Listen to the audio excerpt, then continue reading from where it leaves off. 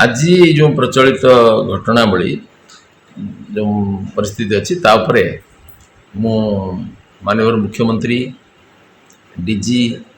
ADG SP collector IG समस्त सहित phone रे कथा है तापर एसपी कलेक्टर आईजी एडीजी ये 4 जन धरिक आम बसिलु बालेश्वर विधायक जेहेतु विधानसभा अच्छा ऑनलाइन भी कनेक्ट करूँ एम डाकिली यू डाकिलु से कथा से कलेक्टरेट बसिलु बसिक केतोटी विषय आम आलोचना कले प्रथम कथा हूँ जे कौन अप्रीतिकर घटना न घटुवा यथेष्ट सतर्कता अवलंबन करवा एवं पेट्रोलिंग को कड़ाकड़ी करा समस्त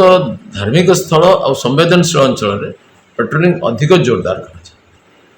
द्वितीय जे लोक मान जीवन यात्रा बड़ अस्वाभाविक हो जाइए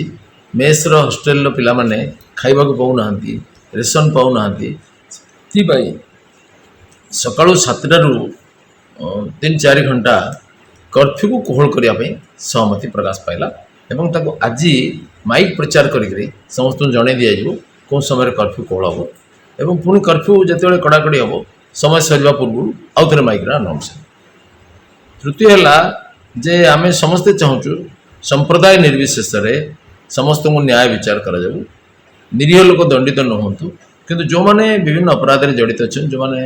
हिंसा सृष्टि कर विरुद्ध कठोर कार्यानुष्ठान है कौन पक्षपात करा किंतु जो माने निरीह लोक जो संप्रदाय भी हो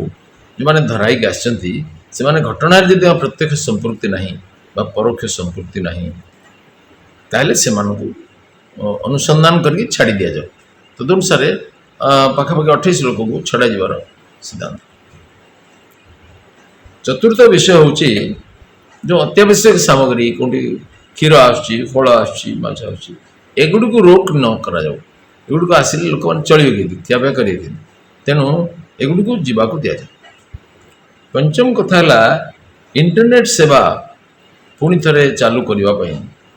व्यवस्था करा जाऊ एवं ए विषय होम डिपार्टमेंट को अनुमति मगा जाइए सीटू अनुमति आसवा पर कार्यानुष्ठान कर बाकी समग्र सबू संप्रदाय लोक मानू आम मैंने शांति बजाय रखापी आह्वान करवा ए परिस्थिति रहा सब मिलमिशिक किपर शांति बजाय रही